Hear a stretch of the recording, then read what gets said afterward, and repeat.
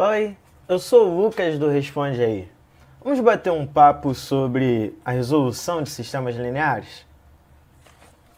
Bem, para a gente começar a falar sobre os sistemas lineares propriamente dito, a gente vai voltar lá para o que vocês viram no ensino médio, no ensino fundamental, que eram aqueles sistemas lineares desse formato aqui.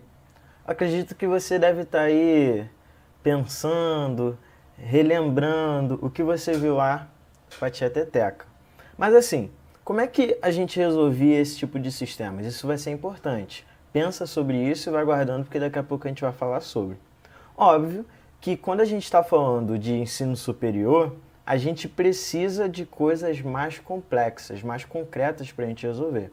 Então a gente vai representar esse tipo de sistema linear da seguinte forma, de uma forma matricial. Percebe o seguinte, a gente agora vai representar ele como uma matriz A, que vai multiplicar as nossas incógnitas x e vai gerar como resultado um vetorzinho B, que nada mais é do que a gente representar eles assim. Tranquilo? Então, olha para cá. Na real, como é que a gente vai fazer isso? A gente vai pegar os coeficientes que a gente tem para a nossa matriz A, que são os coeficientes que estão ao lado das nossas incógnitas, x e y, e vai colocar eles aqui, ó, tá vendo? Esses coeficientes que estão de azul, ó, 2 e 2, 3 com 3, 1 e 1, 2 e 2. E a gente vai procurar colocar as nossas incógnitas dentro desse vetor aqui.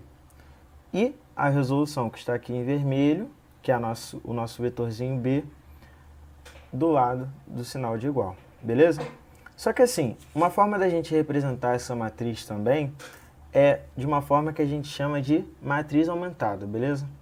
Como é que funciona isso? A gente vai, na verdade, colocar os nossos coeficientes aqui da matriz A e ao lado deles a gente vai colocar os coeficientes da matriz B. Percebeu só o que a gente está fazendo? Esse tipo de coisa vai ser muito importante para matérias que a gente vai ver daqui a pouquinho, tá ok? Muito bem, como é que então a gente vai resolver os sistemas lineares? Primeiro a gente precisa separar os sistemas lineares em dois tipos, que são os sistemas homogêneos e os sistemas não homogêneos. A diferença que a gente vai ter é que os sistemas homogêneos eles vão ter aquele nosso vetor B sendo igual a zero, ok? Ou seja, sempre quando a gente tiver um sistema homogêneo, esse vetorzinho B aqui ele vai ser igual a zero.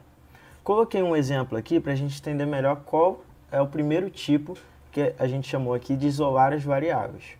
Isolar as variáveis nada mais é do que fazer as coisas que você fazia lá no passado.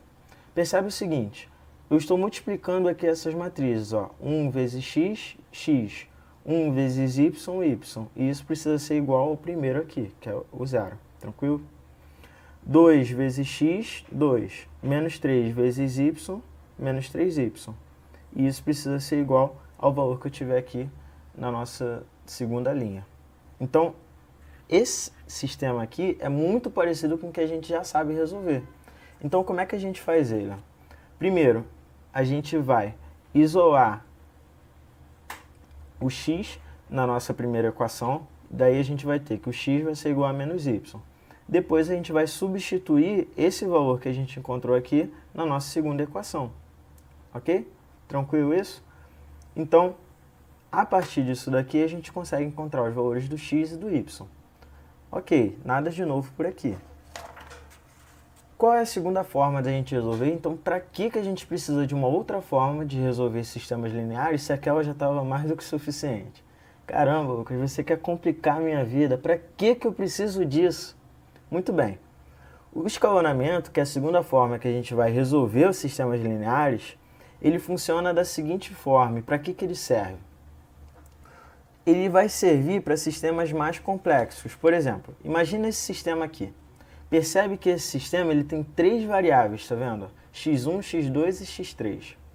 Imagina você tentando isolar cada variável daquela, substituindo na outra e tentando resolver esse sistema. Vai ser muito complexo, você há de convir comigo. Muito bem, então como a gente vai resolver esse problema? Para isso que existe o escalonamento.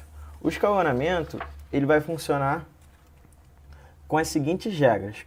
Você vai poder trocar as posições da linha da sua matriz, multiplicar ela por um escalar não nulo e somar ou subtrair as linhas.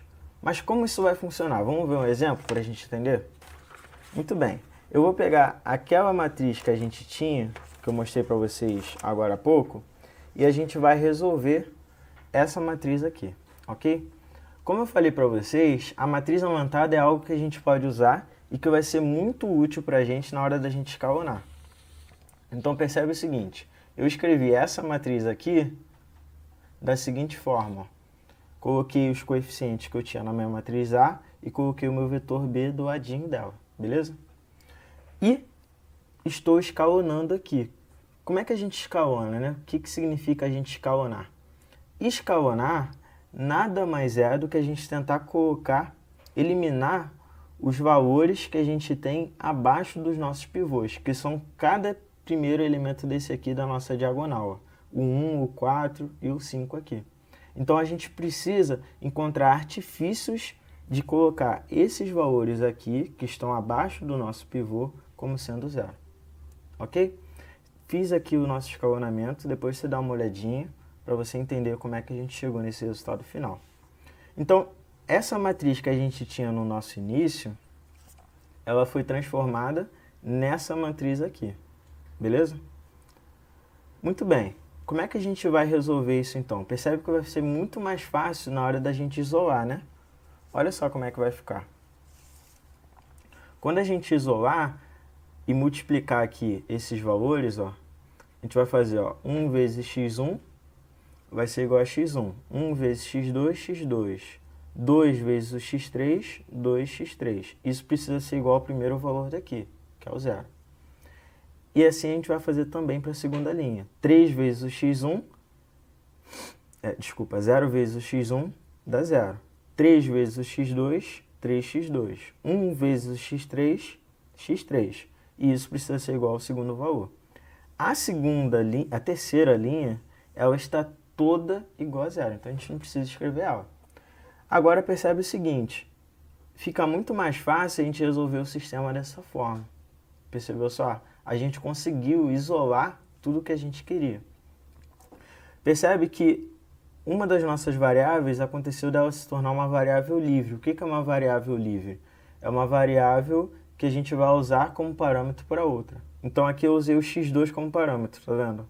Se eu usar o x2 como parâmetro, o x3 ele passa a ser igual a menos 3x2.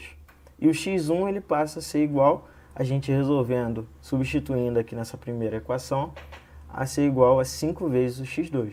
Ou seja, a nossa resposta, o nosso vetorzinho x que a gente tinha, ele vai ser igual a isso daqui, ó. Para o x1 a gente tem 5x2, para o x2 ele vale o próprio x2, e para o x3 ele vai valer menos 3x2. Ou seja, isolando o x2, a gente escreve esse nosso espaço da seguinte forma, como um espaço gerado por esse vetor aqui, ó, o 5, 1, menos 3. Ou seja, toda vez que a gente tiver a nossa resolução baseada em um parâmetro, que no nosso caso aqui a gente usou o x2, a gente escreve isso assim, ó, span de um vetor 5, 1, menos 3. Ou seja, é o espaço gerado por esse vetor aqui. Muito bem. A gente já falou então dos sistemas homogêneos. Vamos entender então como é que funcionam os sistemas homogêneos, o que eles significam. O que está mudando aqui é justamente esse valor aqui, ó, tá vendo? É o valor da nossa matriz B, do nosso vetorzinho B. Ele agora não é mais todo igual a zero. A gente tem aqui, por exemplo, ó, 1, 1 e 2. Eu peguei a mesma matriz A, tá vendo? Escalonando ela vai ficar desse formato aqui. E se a gente pegar e procurar isolar, colocar para o que a gente normalmente resolvia, a gente vai ter o nosso sistema dessa forma aqui.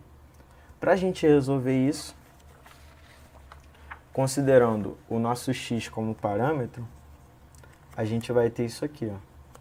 O x2 sendo igual a x2, o x3 sendo igual a menos 3x2, x1 sendo 1 mais 5x2, e a gente consegue escrever a nossa resolução da seguinte forma, tá vendo? O x1 vai ser igual a 1 mais 5x2, o x2, que é o nosso parâmetro aqui, ele vai ser colocado dessa forma, e o x3 vai ser igual a menos 3x2.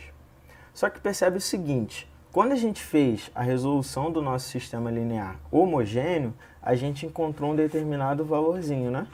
A gente viu que o nosso sistema homogêneo, ele estava da seguinte forma. Ele tinha essa resolução aqui, certo? Percebe que quando a gente mudou o valor do nosso vetor B, ele passou a ter mais uma coisa, que é um outro vetor aqui, que nesse caso é o 1, 0, 0. Esse vetor que a gente está falando aqui é o que a gente chama, em álgebra linear, de uma solução particular. Ou seja, o que eu quero dizer com isso? Toda vez que a gente estiver falando sobre os sistemas lineares não homogêneos, ele vai ter uma solução particular que vai ser associada à nossa solução homogênea. Ou seja, resumindo o que eu acabei de falar, a nossa solução geral ela sempre vai ser a nossa solução particular, que é um vetor, mais a nossa solução homogênea. E, caso a gente tenha um sistema homogêneo, necessariamente a nossa solução particular vai ser igual a zero, vai ser um vetor nulo. Beleza? E aí? Te ajudei com esse vídeo? Responde aí.